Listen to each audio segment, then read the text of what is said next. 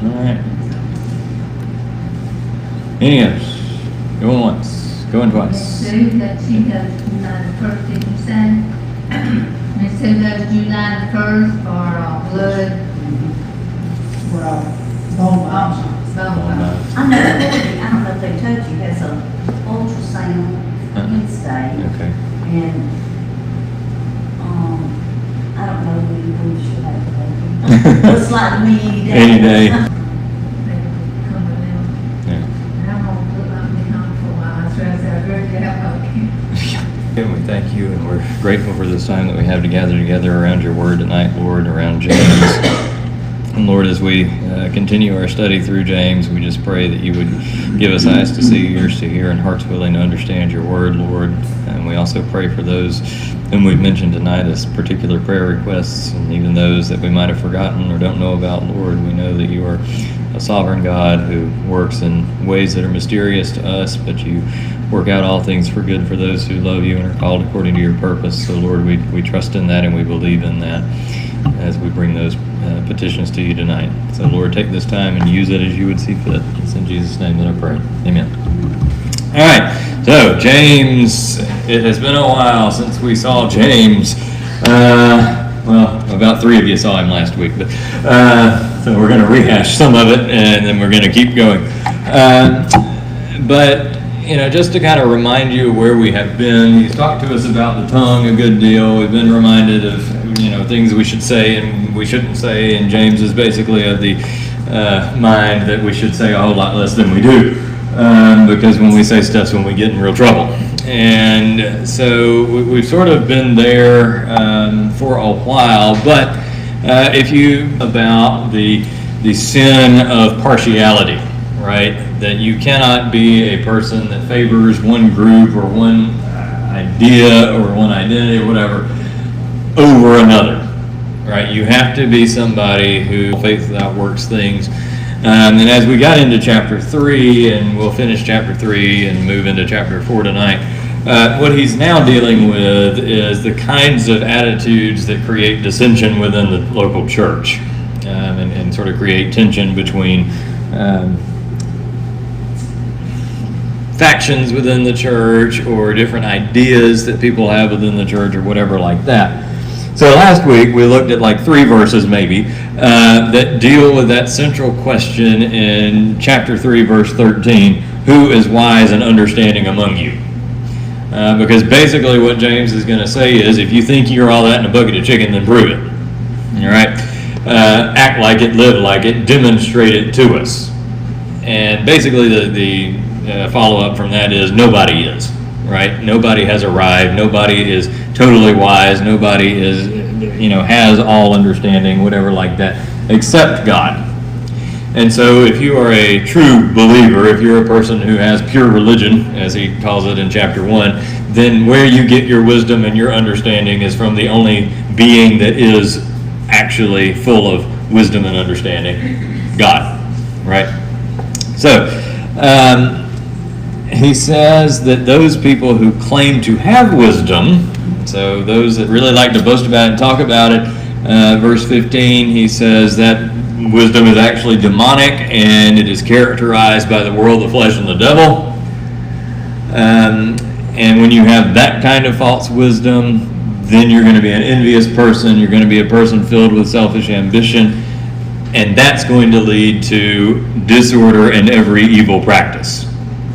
All right, that is double-minded people. Because what you're going to be doing, if you're a person that is envious and a person that's full of selfish ambition, is you're always going to be angling, right? You're going to be trying to get in with the right group, get in with the right people, put yourself in the right positions, trying to elevate yourself, whatever. And so you'll say whatever it takes to get there, and you'll do whatever it takes to get there. So that's sort of an example of that. And what he would say is double-minded people like that are the people who then cause problems in the local church. They're the ones who create an atmosphere where an unlimited variety of sins can show up in a Christian community. So that's sort of the short version of what we accomplished last week. So we're going to pick up in verse 17. By the way, I'm so glad to have my room back to normal, or I can not be awkward at a table. Oh, spiders. Yeah. So, let's see. James, beginning in chapter 3, verse 17. But the wisdom from above is first pure, then peaceable, gentle, open to reason, full of mercy and good fruits, impartial and sincere, and a harvest of righteousness is sown in peace by those who make peace. What causes quarrels and what causes fights among you? Is it not this, that your passions are at war within you? You desire and do not have, so you murder. You covet and cannot obtain, so you fight and quarrel. You do not have because you do not ask. You ask and do not receive because you ask wrongly to spend it on your passions. So you'll notice, of course, that we just skated over a chapter division, because when James wrote the letter, there would not have been a chapter division there. And that creates a little bit of complication for us as we read, because we're used to reading novels and stuff, and where there's a new chapter, we expect new content. Not so much in this part of James, so that's why I went ahead and glossed over it. So let's go back to verse 17 and work. Thank you. Well, that was fun. I know, somebody on Facebook earlier said they were saying power surges up at Morgantown. Their power was. It's Iran. It's Iran. They're testing it. They're testing it out in Kokomo. They have an Obama messenger there. Yeah, right. It's a communist plot. There you go. They can't shut your mouth up. That's right. That's right. Is it gonna come back? Nope. Okay.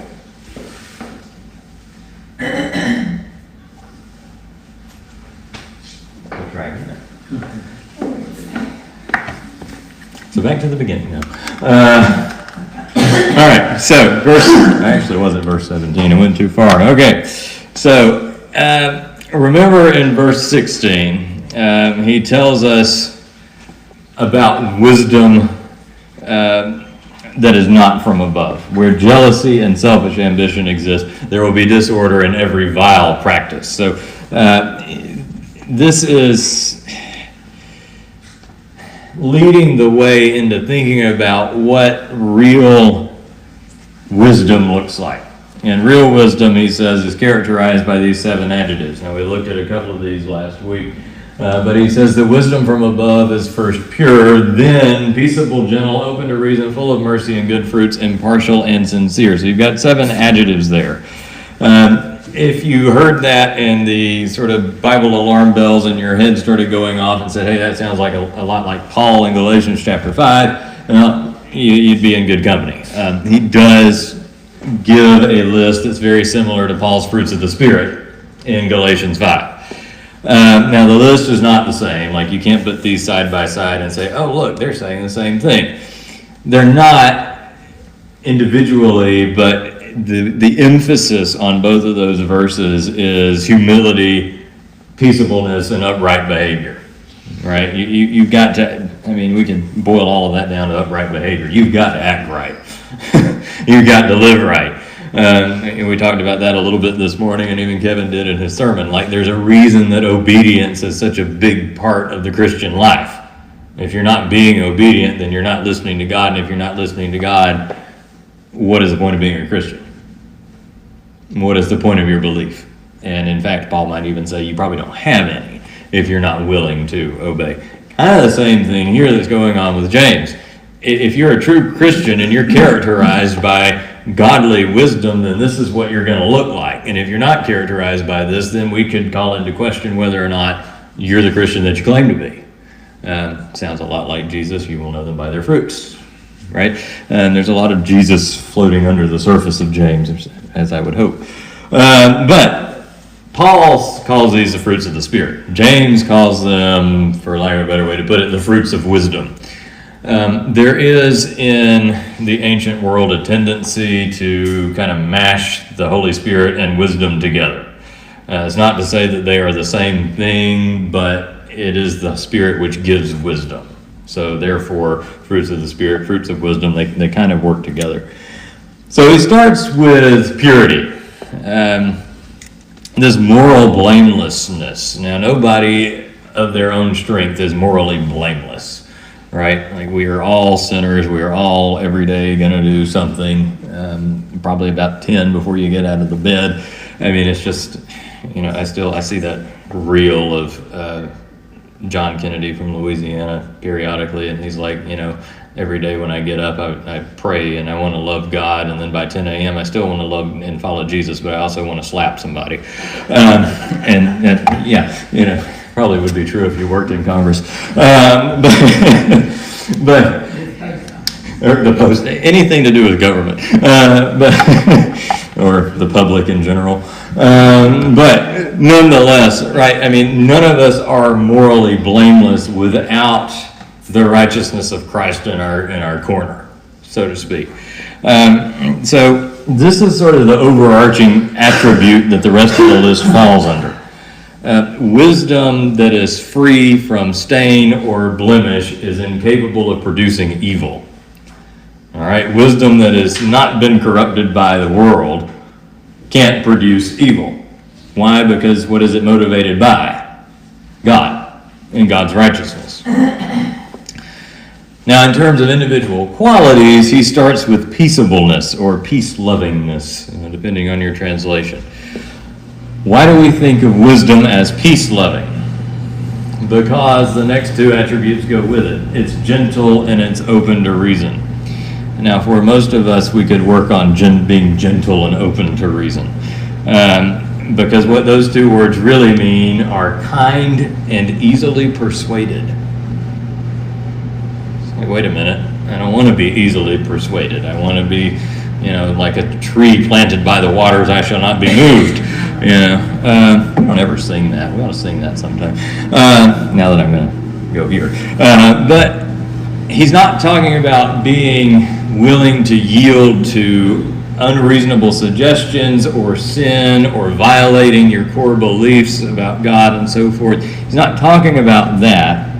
But think about Jesus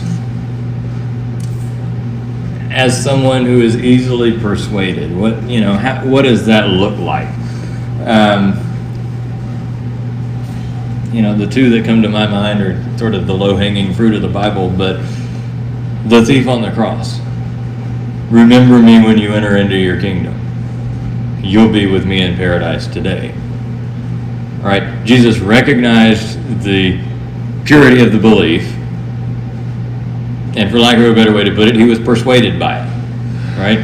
He didn't say, go answer, you fill out this questionnaire and we'll take it under review and let you know in 3 to 5 business days. Right? Like he recognized the Spirit and he was persuaded by it. The woman at the well, y'all know that's probably my favorite, like, Jesus on mission thing in the Bible. Does he start off by beating her over the head with what god-awful sinner she is? No, he looks at the god-awful sinner and says, bring me some water. He looks at the Samaritan woman that the Jew doesn't talk to and says, bring me some water. He looks at the woman that the man wouldn't talk to in public and says, bring me some water. I mean, there's so many different elements to that. And you see the gentleness there too, because he's not putting down on who she is as a person. Now, he'll remind her of the choices that she's made, but it's gentle. It's power under control. Another word we could use there is meekness, right? He's got the power, but he doesn't come out guns blazing, because he didn't have to, right? So a similar thing here. It's willing to yield.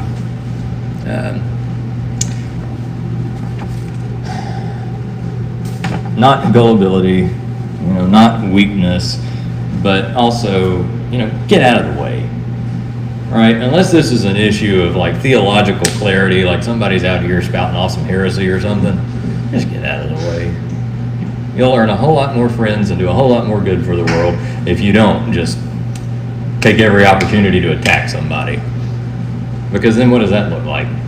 You're insecure. And what is the one thing we don't need to be insecure about? Our faith, who we believe in, who we trust. I mean, there's a lot of just very practical reasons behind what James is saying here. He says wisdom is also full of mercy and good fruits. Now, remember back in chapter 2, James has already defined mercy. And there he said that mercy is this is paraphrased, love for your neighbor that shows itself in action. Okay, so I can tell Brother Ivan that I love him all day long. But unless I do something that demonstrates that I love him, it's just words. That's mercy. Love on display, love in action. Interesting. Faith without works is dead. Well, now put mercy in that category. Mercy doesn't just exist, it's grace applied.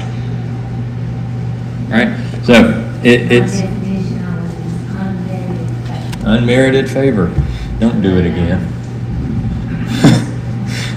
Mercy is when you have control to do something It's gone. that's not actually good for the situation, but you do it But you do because it. it is good for the situation. Uh-huh. That's showing mercy. Yep.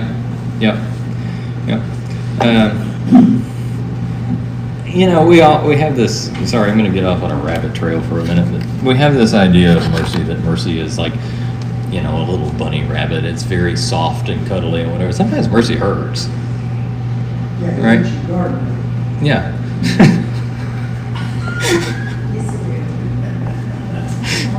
So let me kill that rabbit. It's your garden. Yeah. But I mean,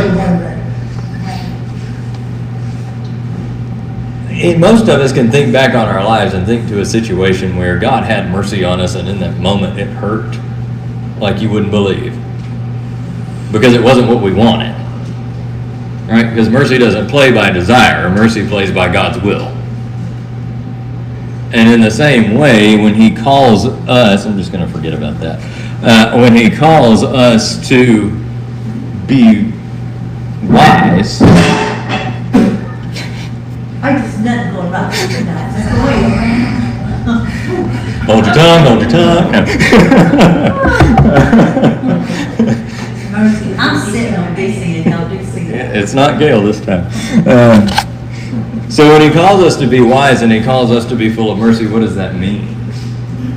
If we understand that about mercy, we understand all of that about mercy.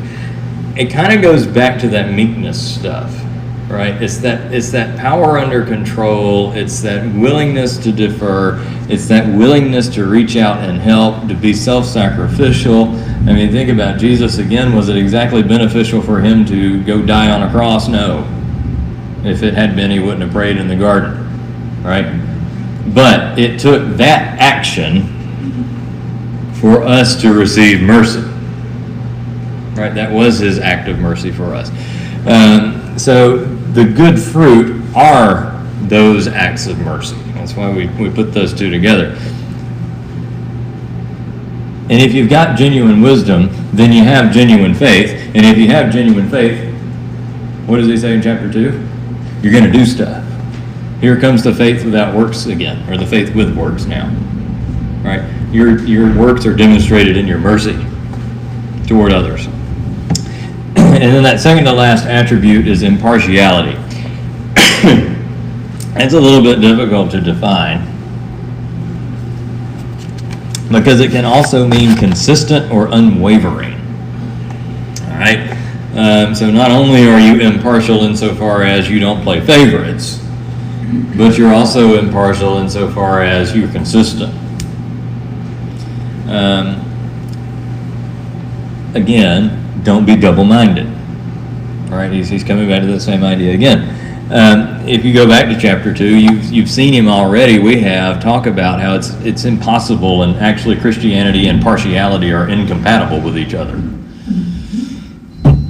And apparently me teaching and the power are incompatible with each other. That's right. We're fixing that closet Yeah, with a thunderstorm. yeah. Yeah, well. I think it was a strike. Anyway, so yeah, it's a both and, right? When it comes to partiality, being impartial, whatever, it's a both and. You've got to not play favorites, but you've also got to be consistent in your thought, consistent in your belief, consistent in your action, consistent in your Christian witness, which then wraps up our behavior. Because if our behavior is inconsistent, our Christian witness is inconsistent, then what good are we to the kingdom? None. because we're not wooing anybody to the bridegroom, to quote Mark Lowry. And then finally he says, wisdom that comes from heaven is sincere. It's genuine. It's without show. It's without pretense. I don't come to church because it makes me look good. I don't read my Bible because it makes me look good. I don't pray 30-minute prayers because it makes me look good. It's a wisdom that says, get over yourself. This is not about you. All right. So that's verse 17. That's been a long time there. Sorry. But now when you get to verse 18, you can tell that peaceableness is really at the front of James's mind. And I think that's in part because he's really got this burden for these contentious debates that are going on, right? There are these quarrels, there are these disputes, and we all know the story of the church that split over whatever minor little problem. I mean, there's a reason that Baptists have a joke about splitting over the color of the carpet. We do that, right? We get hung up on the little things. We get hung up on the, insignificant details and whatever like that.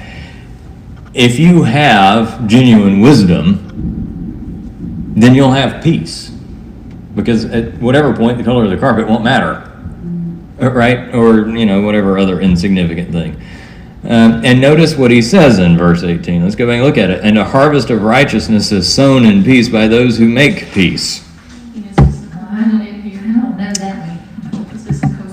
That's fine. He can come. All right, now I got to get these up to my face for it. I got my flashlight here. Look at This this. one, I Oh, I'm coming. Oh, that's true. I could do You that. got it. Hang on, let's try this. So you don't have to. Here, I'm going to teach you over here. Okay. What a good idea. Well, Wisdom. That's real wisdom. I want wisdom, but see, I was helping. We got Mimi with the phone. There we go. How about that? Jeez. There we You go. do it now. Yeah, we're good. Let's keep going. Now if it goes dark. If it goes dark now, I'm going. You're so afraid. That's right. I think it'll be a little late. Don't, She said he's gonna take us in alphabetical order, and I said, I've never heard that. She said, I just thought of it. Connie's hair is coming back. Hey, y'all, let me just tell you this little funny little black girl, they live across the road. No, you're good. I got 6 months to catch up. The black girl, my neighbor's a little black, the lady brought me something, and her little girl came, she's 3 years old, and she's like, Miss Connie, what's your hair? I told her the medicine may come out right now, but it's gonna come out. Yeah, that's funny. That's funny. All right, where was I at? Cool. Yeah, we were talking about church carpet. So it's some angry. It's the Baptist contingency in heaven. They're rebelling. But what James is getting at is those people who engage in those quarrels and those fights and over the insignificant stuff, and maybe even sometimes significant stuff, because it's all in how you handle it. They don't have the peace of genuine wisdom, right? They're not peace loving. They're not peace seeking. They're not peaceable. And notice what he says in verse 18: peacemakers produce, in the atmosphere of peace they create, peace among the people they deal with. So if you're a peace-loving person and you're a peace-seeking person, then the world around you, the atmosphere around you is going to be peaceful, which means when you get involved in a situation that's particularly contentious, what do you bring with you? Peace, right? That is why Jesus, Matthew 5:9, blessed are the peacemakers, for they will be called children of God. Right? It's that quality of God, it's that attribute of God that's working out through us. So that fruit of righteousness that he talks about, well, back in chapter 1, verse 20, he gave us a definition for righteousness: conduct which is pleasing to God, right? And that's what he's got in mind here too. Your conduct, the way that you behave, the way that you handle these situations. It's all those virtues listed in verse 17, and it's the exact opposite of all the evil practices in verse 16. And righteousness, remember what he says in chapter 1, righteousness can't be produced in the context of human anger. So now come over here and let's think about quarrels and dissension and tension within the church. What's the atmosphere? Angry. And what happens when we get angry? Our righteousness goes out the window. Whatever. We're not peace-seeking. And let's face it, the goal of anger is to amp everything up. Right? I mean, when you decide to have a come to Jesus with somebody, we really shouldn't call it that. Because we're not going anywhere near Jesus. We're going the other way.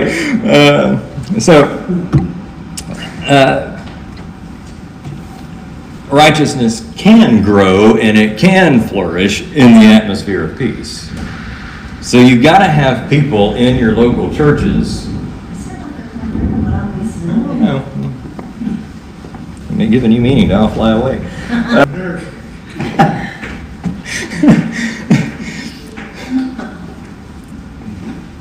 Sunday night's always a whole lot of fun. But you've got to have people in your local church who are those peace-loving people. And honestly, you got to have enough of them that they counteract the non-peace-loving people, right? Because you're not ever going to have, I say this all the time, nobody can hurt you any worse, well, other than your family, than the church. Church people can be mean. They can be hurtful, all right? They will drag other people down when they're at their worst. But the vision that the New Testament casts for the church, the vision that James casts for the church, is not that. It's a place where everybody comes together, feels the love of God, feels the peace of God, and is built up through that. Not tearing each other down, building each other up. Problem is, James recognizes, like we all recognize, that the church, the local church and the capital C universal church, is more often characterized by its conflicts than its agreement. I mean, we really, really, really like to get into the nitty-gritty of our arguments with, whatever brother or sister from another denomination. At the end of the day, go back and read Galatians. What does Paul say it's about? Jesus. Jesus plus nothing. You get Jesus right, the rest of it's just gravy.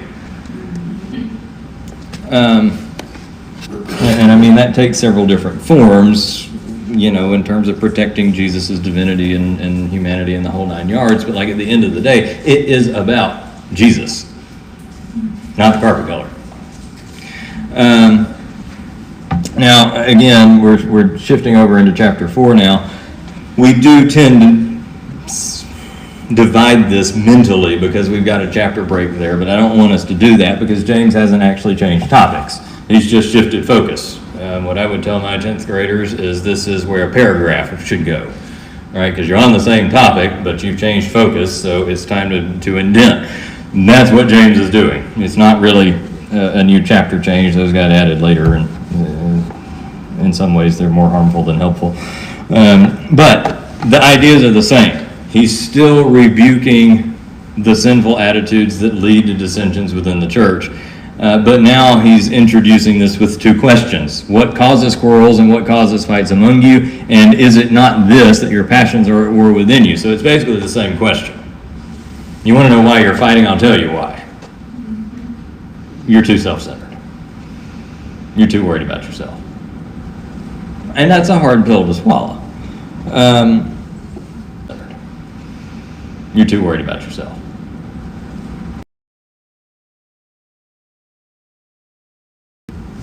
The Christians that he... And what James is getting at is anytime you've got a verbal battle, you've got harsh words, you've got criticism, you've got slander. What causes all of that? Misuse of the tongue. Now let's bring the rest of chapter 3 in here. Misuse of the tongue. But again, Christianity has that reputation. And it has always had. I wish that was working because I had a quote I was going to show you, but you just have to listen to me read it.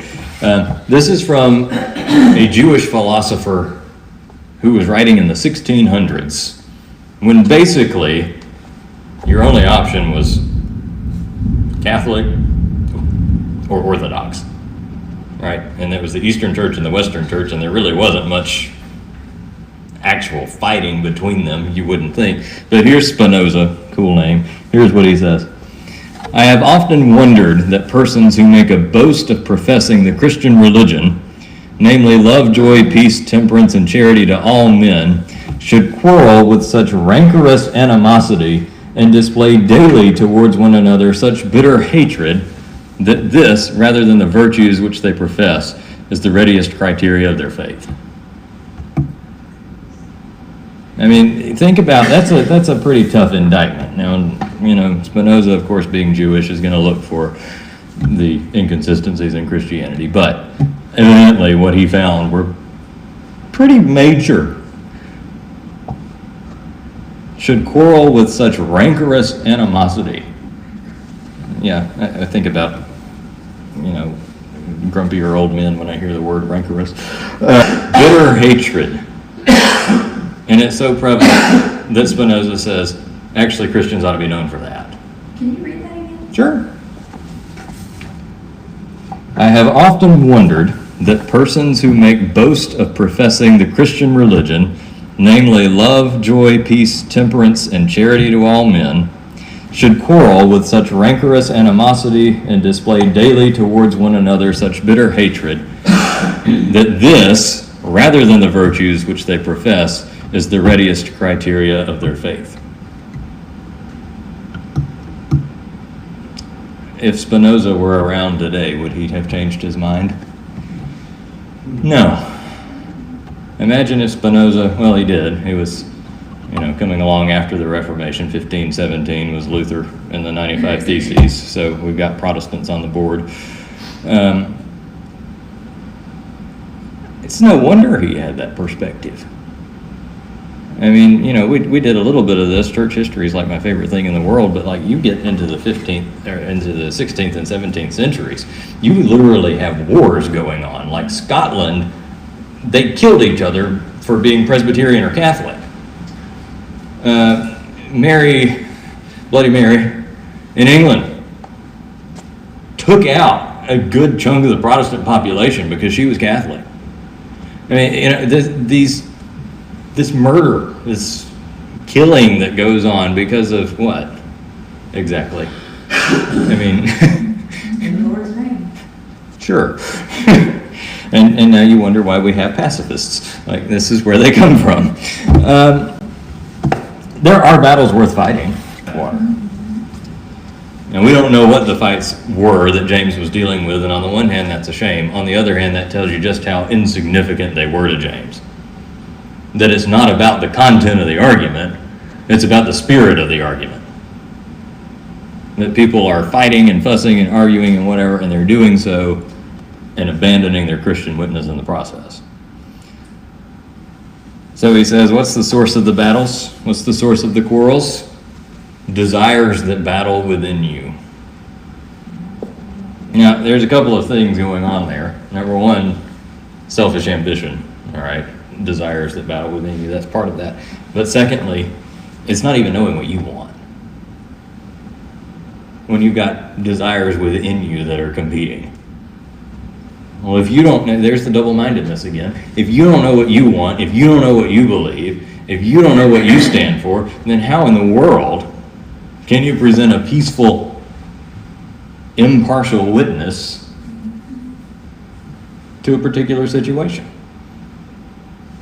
I mean, sorry, I'm getting on my, what seems like an anti-Baptist soapbox. I'm not anti-Baptist, I am one. We just have work to do.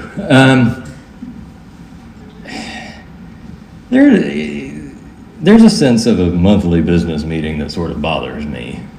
Not so much in our church, because thankfully we don't tend to have too much drama. I have seen some, but you know, there are churches in which people look forward to business meeting to go watch the fireworks. Why?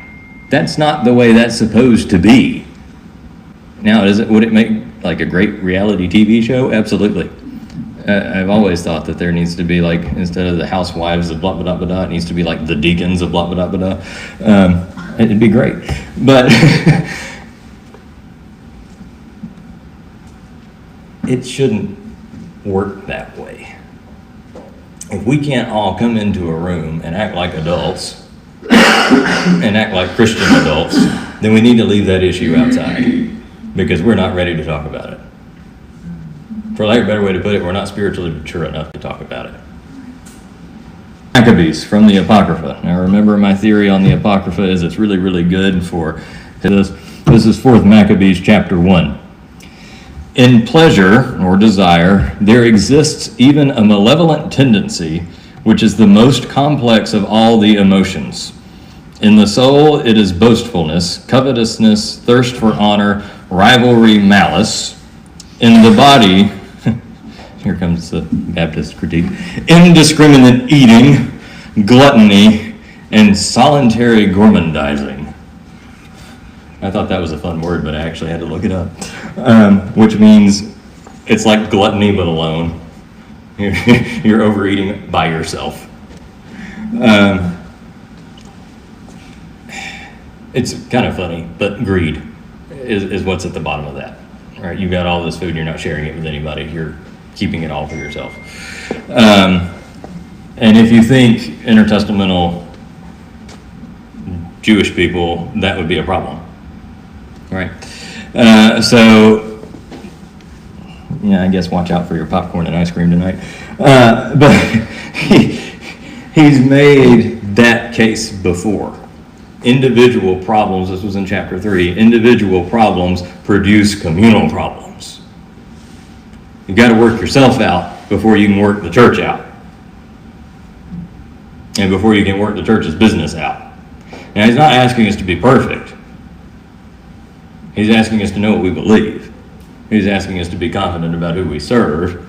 And he's asking us to demonstrate all of that. We go back to that question. You think you're wise and have understanding? Prove it. Act like it. 1 Peter chapter 2, verse 11. Dear friends, I urge you as foreigners and exiles to abstain from sinful desires. What does he say? Which wage war against your soul.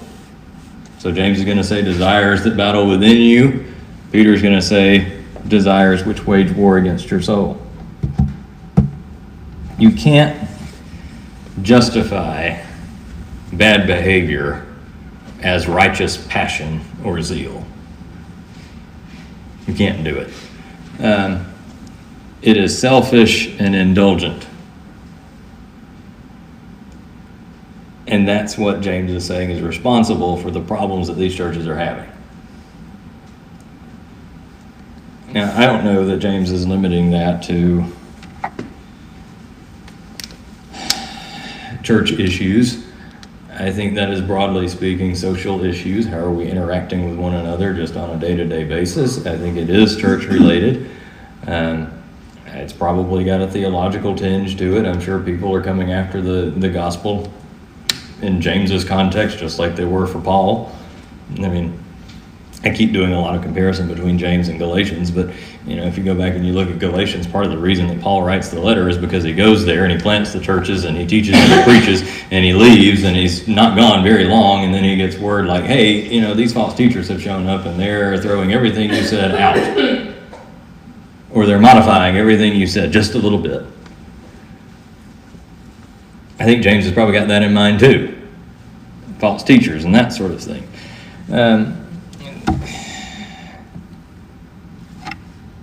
Let me go ahead and do the first half of verse 2 real quick, because he pushes that further. You desire and do not have, so you murder. You covet and cannot obtain, so you fight and quarrel. You do not have because you do not ask. Notice how envy and jealousy and coveting lead to hostile acts, like quarrels, wars, and even murder. Now, I don't know that he's actually accusing his readers of that, but he's certainly suggesting that this is what they can look forward to if they don't get themselves in check. they are fighting, there are internal wars, and if covetous zeal goes unrestrained, the danger of actual violence is real. And then all you have to do is zoom out and look at what just happened in the last, 2 or 3 days. What is going on in the Middle East? Why does Iran hate Israel so much? I mean, we have a biblical answer for that, but just on a human, psychological level, why do they hate each other so much? Well, particularly Iran toward Israel. Why did the United States feel the need to get involved? And I'm not saying it was the wrong decision. I actually think it was the right decision. But should it have been an issue in the first place? Should it have existed at all? No. Why was it as bad as it is? Because over decades it has built up and built up and built up. And James would look at that situation and he would tell you, yeah, and there were selfish desires at play every step of the way. And I would venture to say that he would say all the way around.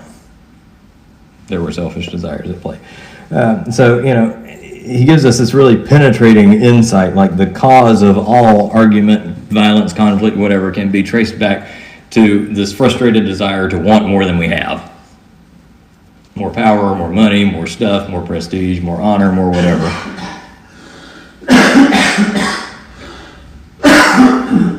And so we become envious and covet what others have.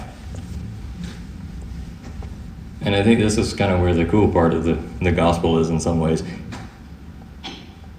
If we share our faith and we live our faith, we actually sort of manipulate that part of people. And I hate to use the word manipulate, that's what it is. Because if people actually saw the work that God was doing in our lives, and we were fair representatives of that, and we were honest representatives of that, they'd want it. And why would they want it?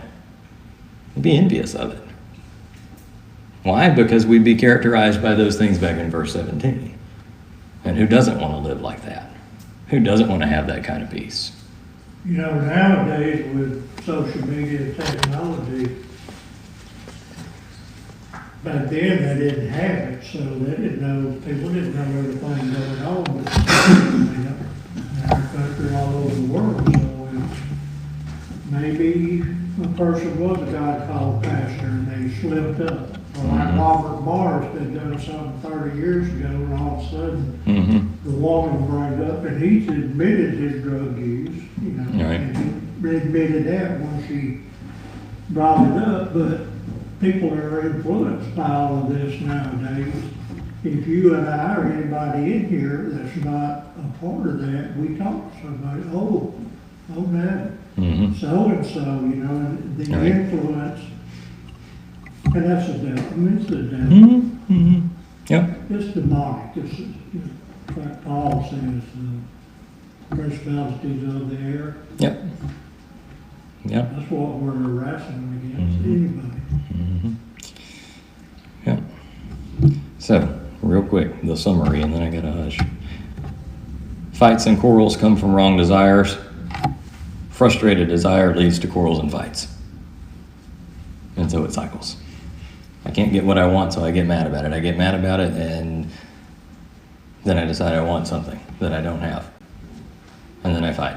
And then I get mad at it. Get a change in perspective. All right, with that said, we will finish the last half of that in verse 3. Not next week, and not the week after that, because I will not be here the week after that. I have to go to Auburn for a workshop, so I'll be here that morning, but that evening I won't be here. And next week is Fifth Sunday, so I won't be here then. So y'all hold on to that and don't forget it. With that, let me pray us out real quick. Gracious God, we love you and we thank you once again. We're grateful for the challenge of James and the message that it gives to us, Lord, the perspective that it gives to us, and the charge to change our behavior and our ways of thinking. So, Lord, we just pray that you would continue to use what we have learned and studied together to mold us and to shape us into the Christians that you would have us to be. Lord, lead this service that we're about to go into. Speak through Kevin and give us eyes to see, ears to hear, and hearts willing